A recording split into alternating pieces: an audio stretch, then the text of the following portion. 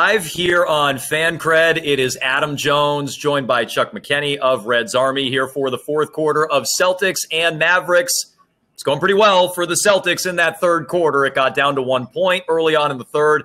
Doncic hit an early three, and then the Celtics began to pull away. I am here in Dorchester, getting ready for the show a little later on tonight. Chuck, you are in parts unknown at your home watching the game. What have you thought through the first three quarters so far? I think this is par for the course for this team. They jumped out. They looked good early. They kind of pulled back a bit in that second quarter and at the start of the third. But fortunately, they were able to make some shots and step it up now. So obviously 16 points lead. I'm cool with that against Dallas. But at no point am I feeling comfortable that they're going to ride this out. So it'd be great if, like Tommy always says, now's the time to step on their throat. So if we can put together a strong 3 minutes here, I think the Mavericks will quit. But it's like the opposite of the last time we were on, right? It's like the Celtics were trying to get to that single-digit threshold. That's exactly what the Mavericks are going to try to do in this game. If you're watching and you want to join us, you can on the fan line. It's in the upper right-hand corner of your screen. You can get in touch with me and Chuck tonight. We're going to be joined by someone from Dallas as well, Kevin Turner from 105.3 in Dallas. So we'll get the Mavericks perspective on this fourth quarter as well, as we will be busy. Again, the fan line in your upper right-hand corner. But to me, there's a lot to talk about in this game, Chuck, as the Celtics are up 16 early in the first minute of the fourth. I'm intrigued and remain intrigued by how well the Celtics play when someone's out of the lineup. And tonight, it's arguably the two most consistent, arguably best players they've had all year long in Kyrie and Marcus Morris. I think they have been the two best players they've had all year long. And I don't know, just like last time out, when the Celtics were able to pick up the victory over Minnesota, even without Kyrie, they seem to lock in a little more. The rotation tightens up, and things seem to get easier with defined roles for Tatum, Brown, last game Hayward, tonight not so much. We can get to him too, but I'm amazed by that trend continuing over and over and over again. Yeah, I agree. There seems to they do kind of settle into the roles a little bit easier or more comfortably. Rozier hasn't played well tonight, like you said, and they've gotten a boost from guys we didn't think would give them anything. Wanamaker and Ojeley's got some buckets, so that always helps. But I think it's been a lot of Brown, it's been a lot of Tatum, and then a little bit of Smart, obviously too. But then there's a good balance with everybody else. So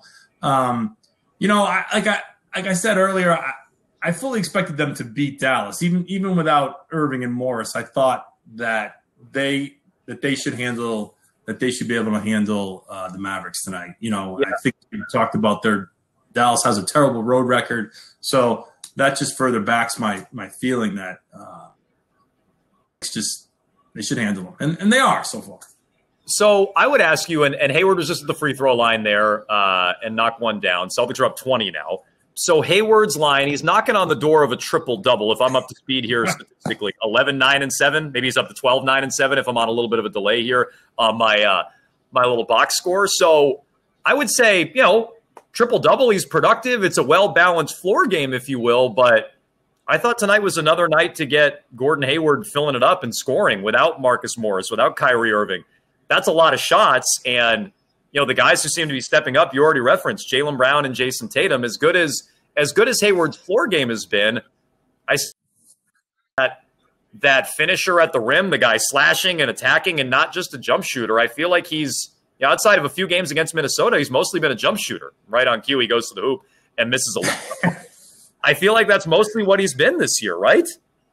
Yeah, no, I agree with you. And I too was hoping for something in the 18 to 22 points, and it seems a little silly that we're kind of diminishing the triple double or he's closing in on that. But with Morris and Irving out, they're going to need him to score, right? I mean, I think they got a little lucky with the Wanamaker points and the Ojeley points. So, man, Tice he's really. I have a hard time watching him. But anyway, Hayward, I think we need more buckets from him. And you're right. He had a Smart hit him with a couple nice passes in the third quarter. One he didn't. And you know, there were times he looks, you know, there you go, 3-pointer. He looks really good. There were other times he's right on cue, like I said. He's still hesitant. He's not completely there yet. So it's clear he's still working his way back. I mean, hopefully by late February, you know, we're not talking about this anymore. Yeah, so I want to get to that too. And I do want to remind you can get in touch with us. Join us here on Fourth Quarter Live. Adam Jones and Chuck McKenney from Reds Army. Upper right-hand corner of your screen, it is the fan line. If you want to join us for the fourth quarter as this plays out, Celtics now lead by over 20 points against Luka Doncic and the Mavericks. Again, we're going to be joined by Kevin Turner from Dallas as I lose some lights here in the cafeteria. But you can also chat along as we go here. And a lot of people taking issue with my framing that Gordon Hayward hasn't done a lot in this game tonight. Maybe I have high expectations, but what is he, the fourth highest paid player in the league? And with the Celtics shorthanded tonight, I expected a little more in the scoring department. I understand, again, rebounds and assists have been there. He's a good passer. He's been a good passer. But, you know, that's something I expected a little bit more of, specifically tonight, coming off the 35 points last time out. But, you know, triple-double, I guess, is nothing to complain about. No, I've been critical of him recently on social media, and the feedback I get right away is, you know, he's a playmaker. And I think Brad has kind of thrown that term out there, and the fans have latched onto it. And you see it. But again, you know, they're not paying him $32 million or whatever it is to just pass the ball, right? No, it's like Horford for screens. You need Horford to do more than set screens, or else he's not worth $30 million a year. Same thing with Hayward. Right. Absolutely. So I'm with you on that. Barea? Ugh. Not a good guy for my guy, JJB.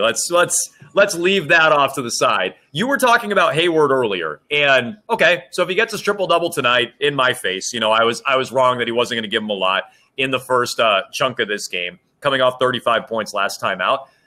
Is he healthy to you? Like, are we done with the injury debate with Gordon Hayward? Is that over and done with? Physically, yes. Mentally, I don't think so. And I think it's obvious on certain drives to the hoop. Even in that Minnesota game, it looks like sometimes when he goes up for dunks, he's not super explosive off the left foot. Yep. Right.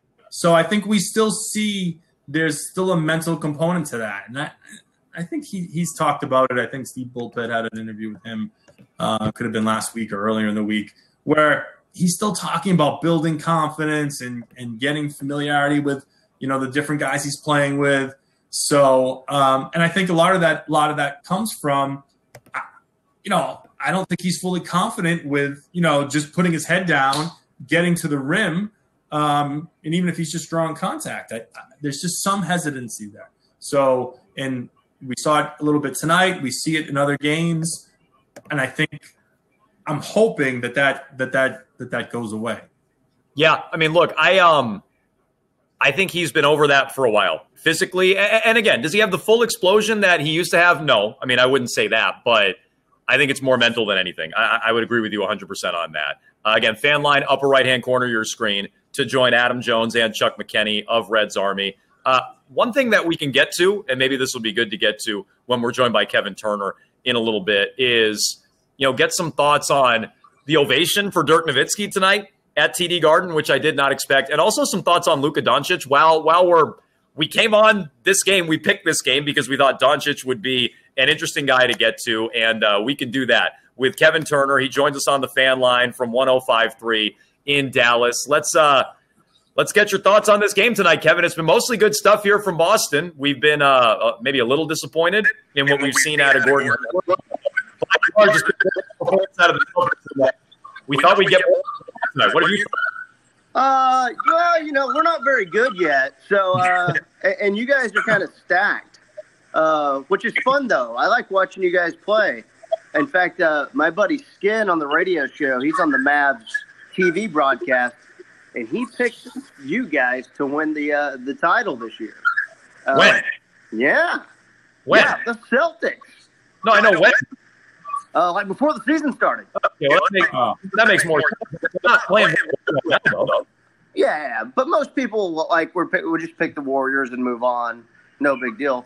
I mean, props to you guys for giving Dirk a big hand. That's awesome. Yeah.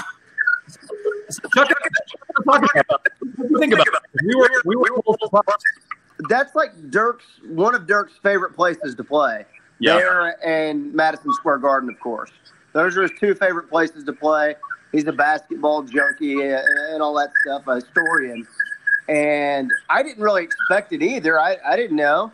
But to get that's incredible. And I know Dirk kind of hates stuff like that just because he's super humble. But that was really cool. What do you guys think about Luka? Chuck? Yeah, I'll comment on Luka real quick. I just want to talk about Dirk quickly. And it's painful for you, as painful as it is for us to watch him play, because we know he's a legend and we know this is probably his last year, but man, it's tough to watch him move around. You know, it was tougher to watch him move around this summer. There's a couple charity events and he could barely walk. So the fact that he's actually jogging now is a good thing. Yeah, I'll take it. Good. Chuck, what do you think, Chuck? And that's we may have had to let Kevin go there. We're getting a little feedback. Kevin Turner again, 105.3 in Dallas, joining us here on the fan line, upper right-hand corner of your screen. What have you thought of Doncic tonight, Chuck? Or just I think he's been good. He just looks very smooth. He looks smooth, right? He doesn't look like a 19-year-old rookie. I think he looks smooth. The hype is so great for him that there are moments where I think he forces shots. He had an air ball. He put one off his top of the backboard or the side of the backboard, but he just looks very natural out there. So, I think he's good at, I don't, if I watched this game and you didn't, I was kind of isolated and I didn't hear any of the hype going in and didn't know he was 19 or he was, a rookie, I'd be like, oh, the Mavs have themselves a pretty good player.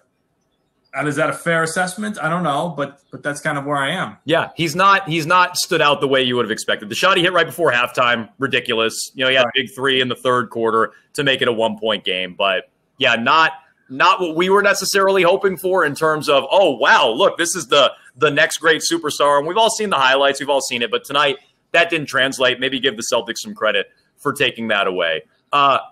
Bigger picture here. I'm curious your thoughts on this, Chuck. The Celtics are 5th in the East. That's pretty much where they've been throughout the entire first half of this season. Number 5 spot in the Eastern Conference. I think we would all agree, listening to Kevin there a few moments ago, some people were picking the Celtics to win it all before the season. I certainly had the Celtics in the NBA Finals, not beating Golden State, but in the NBA Finals before the season. So they've underachieved.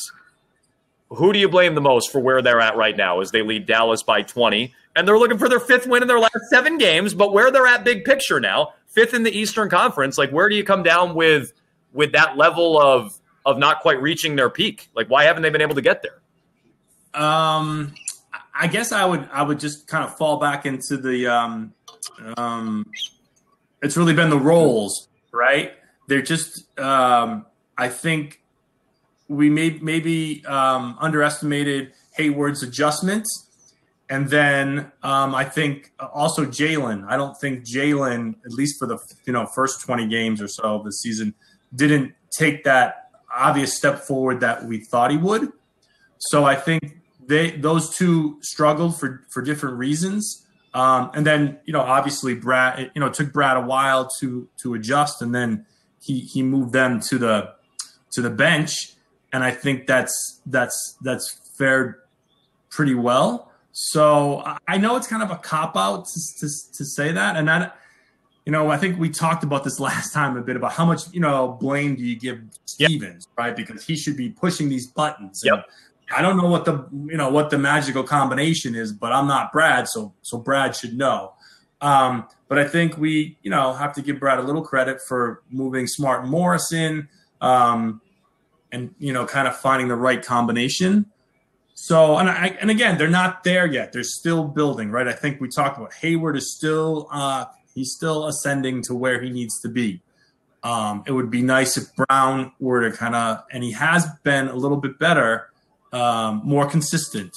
So I think it's those two guys. I mean, look, I bought in. I thought you throw them all in, Brad would just be stirring up these ingredients, and boom, we're going to have 67 wins. It hasn't been the case. Well, why can't a team like Toronto do it, but not this team? Like Toronto was kind of thrown together. Like Kawhi was a big addition. They subtract DeRozan. They add a piece like Danny Green. Like they had a lot of pieces in place already there, but so did the Celtics. Why have they been able to do it and this team hasn't? Yeah, I mean, they also have a new coach up there too, right? Yep. So that's if I had the answer, I don't know the answer to that. And I think every sort of team is obvious. This is a cop-out answer, and it's a cliche, but every team is different. And it's interesting. I think the Celtics still have younger players ascending, right? So I mean, Toronto at least has Leonard and Lowry, right? So those two guys are carrying that team. And and Tatum's been good, but do you think he no? My answer already expected. We were going to my answer's already no. I've been disappointed with Tatum, right?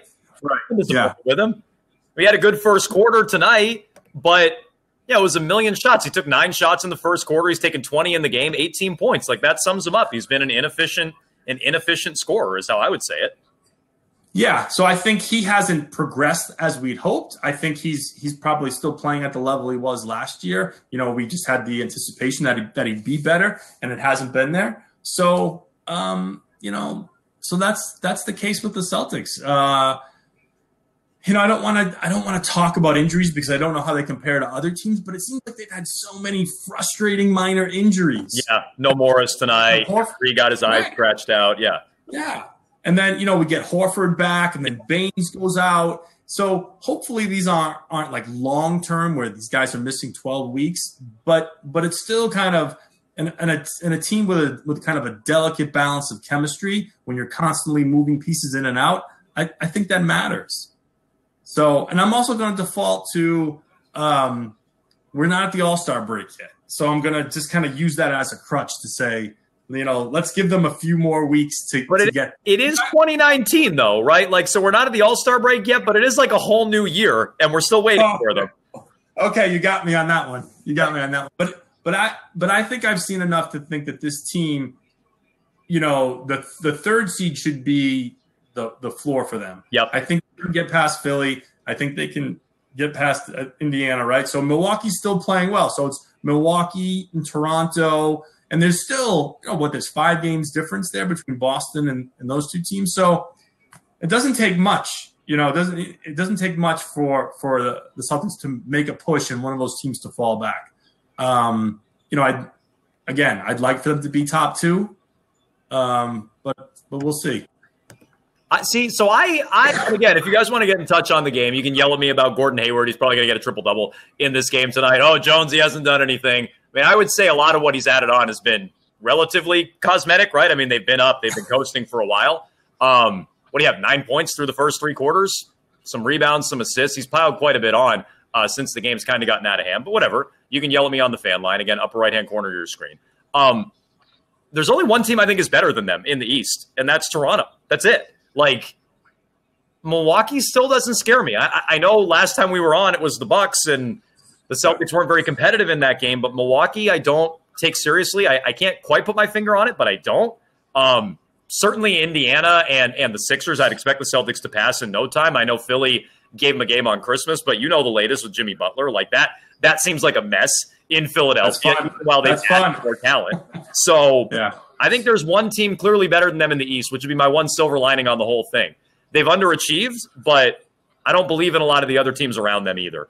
What do you think? Is this a real run or a fake run, by the way, by Dallas? It's 12 points after who's that? Harrison Barnes hit a 3 to make it 103-91. No, this is a fake run. This is a fake run. Fake run? It's got to be a fake. It's got to be a 12-2 run's fake. Let's go. We can go back to talking about the other stuff. All right, let's go.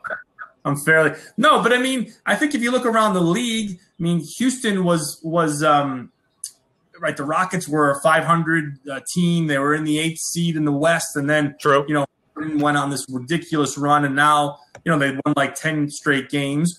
Golden State is, I don't know, I thought they were like 23-15 or something like that. So So it's not like they're way out in front of everybody. There just seems to be a lot of that. I think maybe Toronto is the only team that's been consistently, and Milwaukee too to some degree, but that have really kind of played their best. I think a lot of, there are some other really good teams who are still trying to feel their way through the season. Does that excuse what's happening with the Celtics? No, but there seems to be a lot of that going around. That's just my observation. Yeah. No, I mean, look, I think that's fair. I think that's totally fair. They keep turning the lights out on me here at 85 because I think it's mostly because of my Hayward take is why they're doing that, Chuck. I mean, look, he's had a good fourth quarter. Is it fair to say he's piled a lot of it on when it's been cosmetic? Do you think his production was consequential in this game tonight? Because I don't feel that way. Well, no, I want to say we talked right before we went live, and I think he had 9 points and 8 rebounds and 6 assists or something. So he was approaching it. He's 6 out of 15 shooting. Yeah, that's not great, obviously. No. So I didn't feel like he really made his mark on this game, and so I guess if you forced me to say, is he kind of piling on? Yes, this isn't the I don't expect what we saw in Minnesota or against Minnesota to be the norm, those 35-point games. But for me, offensively, to be in a rhythm, 20 points, 18 to 22 points, especially when Kyrie's out, I think that should be the standard. And if you fall short of that, then I think it's fair to give him a little criticism. So I think that's actually even maybe a little more bullish than I expected you to say. What's a good number of shots for him? Like when everybody's out there, again, he's taken 15 tonight. He took 18, I think, the other night. So what's a good number of shots for him when Kyrie and Morris are both out there? Because when they're not out there, it's easy to take 15, right? That's a lot of shots that are missing. With them on the floor, though, I feel like he's kind of been more like, and this is just talking off the top of my head, it feels like in the 8 to 10 range, and it needs to be more than that. Yeah, because again, he's playing this facilitator role with the second unit, but you'd like him to kind of force shots at some, to kind of get his. Well, he should. He's on the second unit, right? Like he should be not just a facilitator there. He should be able to score on that unit. First option, yeah. So I'm with you. So I don't know but the number I was thinking was like, oof. Hey, Marcus, he's trying to get a triple-double, Marcus. What are you doing? What are you doing? He's trying to get a triple-double. They'll throw him alley-oops. He wants assists. That's why he gave you the basketball, Marcus. What are you doing? Ay, caramba. I know I was like a Marcus Smart complex, but know the situation. He's trying to get a triple-double, you moron. That's what he's trying to do. I'm not going to criticize Marcus. Marcus has played well tonight. So he has played well, but you don't think Gordon Hayward wants the assist there? He does, but I'm not going to chastise him for it because Smart made the pass to go back to him. It's like, come on. He's like, that was the assist. What are you doing? Right now. Marcus is the I'd say Marcus throws the best lobs on the team. So I think for all of he's always Marcus Smart, one thing that I've definitely been wrong about him, he is a way better passer than I used to give him. I started doing this last year. He is he throws great lobs. He's great off the pick and roll. I don't know if he's their best passer. It's probably Kyrie when he wants to be. Hayward's a good passer too, but Marcus Smart's right there. I mean, Smart is a good passer, but hit the layup. Yeah. Get him closer to a triple-double. Hit the layup, would you? Christ. All right, so let's go back to Hayward's shots. Go back to Hayward, sorry. I don't know. If he's playing, 28 minutes, you'd like to think he can get close to 15 shots. I don't know. I don't have averages off the top of my head, but I think, because if he's going to be coming in with that second unit, but then if they're still going to play him as a closer down the stretch, I'd like to think he's going to get close to 30 minutes. I mean, that to me is what he should be getting. And I've still been waiting for it. I've still been waiting for it a little bit more out of Hayward. But again, he played well. He certainly, the numbers look good in this game tonight for sure. As the Celtics pouring it on, your guy, Daniel Tice, I should get this quickly. What's your issue with Tice? Just defensively, he's been a mess, right? Well, I loved what we saw out of him last year. And I think, this year he's just had a really rough stretch. Once Baines went out and we saw that Stevens had to play Tice against bigger centers, he cannot handle it. He just gets bullied around to the point where, Brad had to give us more Yabusele. So I just think he's in a bit of a funk trying to play against the big centers but I like him on this team. I just think he's going through a bit of a tough stretch. Hey, has Dirk hit a shot yet? I think he missed another when we were chatting about him. Hang on. Dirk, who got an ovation tonight out of Celtics fans. Dirk is at 0 for 7 and 0 for 6 on threes. So, yeah, a lot of misses. He looks so bad. I mean, this is criminal. This is bad. I mean, we know Paul hung around, with a few other teams towards the end, Paul Pierce. But Dirk looks really bad. I can't imagine Mavs fans enjoy this. No, it's got to be tough. It's got to be tough. You just missed another one on the baseline, too. Look, this is like Scalabrine minutes here where they're trying to get him a bucket so the fans can give him a round of applause. They might as well be forcing a triple-double to Gordon Hayward at the other end. That's what they should be That's what they should be trying to do. So as time ticks off the clock, Chuck, we have another broadcast coming your way. It's not the Celtics' next game. The Celtics' next game is against Brooklyn, I believe, on Monday. Yep. We are going to do next Wednesday at Indiana here on FanCred, fourth quarter live. I will be here for that game. I think Chuck is TBD, but we're going to get Chuck back on these broadcasts again. Chuck McKenney from Reds Army. And Chuck, 2 games, 2 blowouts where we got to win, though. We're in the win column. That's not so bad. How's that feel? Yeah, absolutely. Absolutely. Wednesday should be good. Indiana's a good team, so I hope to be part of that. Oladipo, he's a tough player. So if he's healthy, that'll be a good match. We should have Kyrie Irving back for that. That's true. We should have Irving, and we will be back on Wednesday for fourth quarter live. Celtics and Pacers right here on FanCred. Chuck, thanks so much. We'll be talking in the near future. Dirk, no good. No good. Dirk. Poor Dirk. All right. See ya. We'll talk to you next time.